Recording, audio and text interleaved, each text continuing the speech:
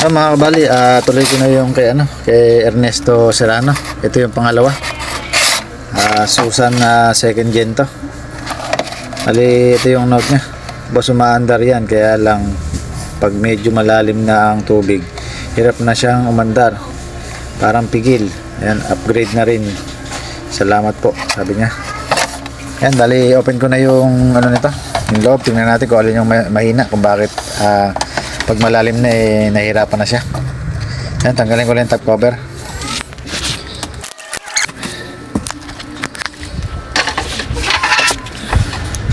Ito mga kabali yung loob niya. Ayan, bali may mga ginagalaw na sila rito. Yung capacitor nakaangat.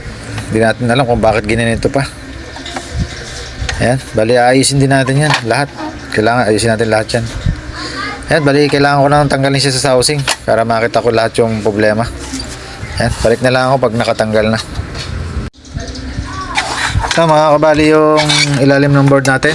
Bali medyo bugbog na rin sa kakahinang, kaka-repair. Ayan, puro gas-gas pa. Ayan, pati dito may mga na tayo.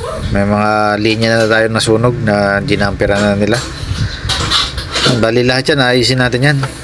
Start muna ako dito sa MOSFET natin. Tanggalin ko muna yung apat na to. Checking ko lang kung may problema rito o original pa yung nakakabit. Baka local na. Yan, tapos solid copper na ikakabit ko rito sa ginamperan na to para matibay. Hindi na puputol. At pagka na-check ko na to, lalagyan ko na rin ng ng pampatibay natin. Unahin natin to. Yan. Lagyan natin ng solid copper to lahat ng inverter side, pati dito sa reverse polarity. Lagyan ko na rin dito. Ayan, balik na lang ako pagka naiayos ko na to at check ko na yung mga parts dito sa inverter side lang muna. Ayan. Ito mga kabali, tinanggal muna natin yung MOSFET natin at saka yung pulse transformer natin.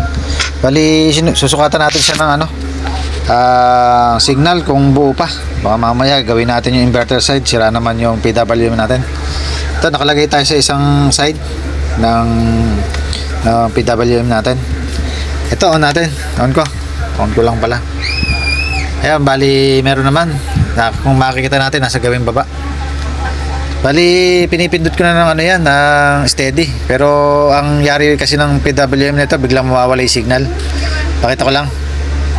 Ayan o, nagkakaroon. Bali, sa pagtetesting natin, laging ganyan. Bigla talaga siya nawawala kahit lipat natin dito sa kabila. Bali, hindi siya nakasahid ng maayos.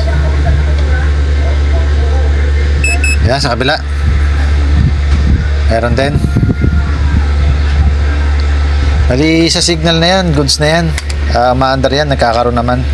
Bali, sa display lang talaga natin nawawala. Ganun talaga yung yari nito pag dito tayo magtetest, nawawala talaga.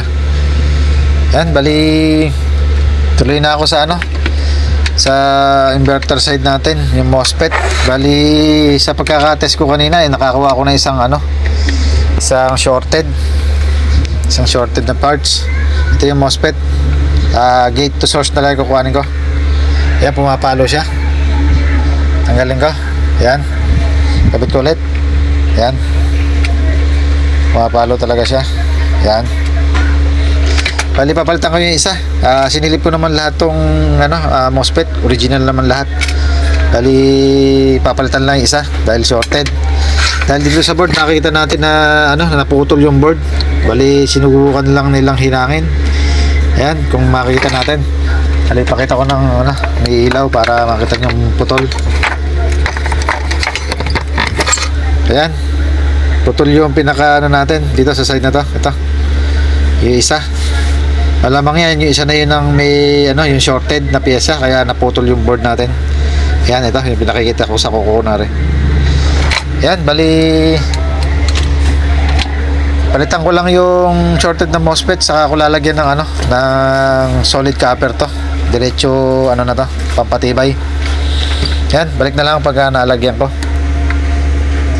Ito mga kabali, pakita ko muna yung mga kinakabit kong solid copper. Ayan, bali di ko pa nilalagyan ng LED dyan. Bali pupunuan ko ng LED dyan, tutunawan ko para kumapal, parang ganito. Sa reverse polarity natin, ito hindi ko pa pinunuan para makita. Yan dito, yan, balik na lang ako pagka full weight ko na ng ano to, ng LED. Yan, balik na lang ako. Ito mga kabali, ito na yung ginawa nating ano. Ayan, nakapala na natin, makapal. Hali, ayusin ko pa tong isa na to. Lalagyan ko pa yung linya bumaba na to. Yan, bali sunod ko na dito yung capacitor. Palitan ko yung isa kung buo pa yung isa dito. Ito, buo pa ata to. Palitan ko yung malaki para magkapareha sila. Saka yung linya rito, iayos ko na. Itong kuha na to. Yung wire, so solid copper ko to hanggang dito sa dulo. Para mas matibay siya. Yan, balik na lang pagka naiayos ko na yung mga wiring na to. Yan. Yan. Ito mga kabali, ayan, ayos na natin tong capacitor. Napalitan din natin ng 47 UF by 450 volts. Same na sila. Saka yung linya rito, yung sinasabi ko, papalitan ko ng copper. Ayan, nakapandikit yan para hindi matanggal. Ayan, bali testing na tayo. Testing natin kung gano'n lang siya kalakas. Ayan, kung ma-under pa. Ito, kapitan ko lang ng battery saka output.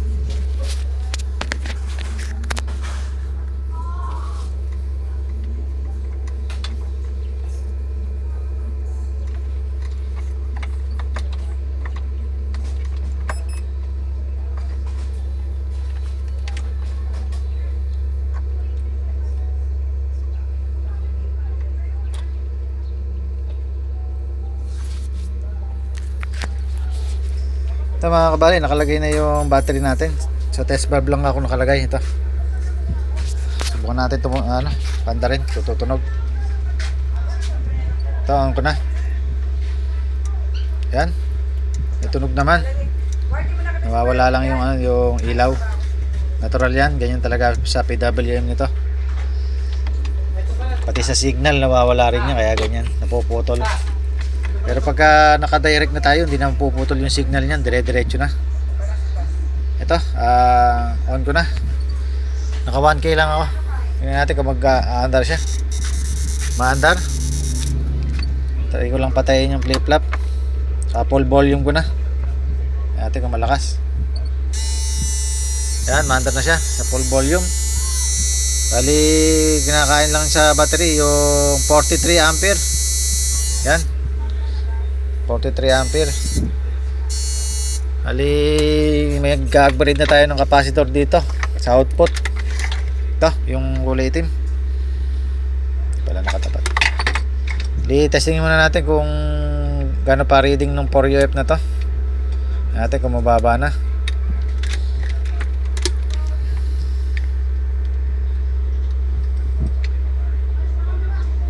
Ayan, nakakabit na. Ayan natin. Wala, mababa na rin pala. 3.4 na lang. Ayan, bali obligado tayo magpalit nito. Saka yung lagi natin ginagalaw dito. Bali naunahan na tayo mag-jumper ng capacitor na dilaw dito. Bali ang gagalawin na lang natin ito. Yung 560, gagawin natin 430 to. Ba-bypass natin dito sa trimmer. Ayan, balik na lang ako pag napalitan ko ito, saka yung capacitor. Yung dalawa lang muna na yun.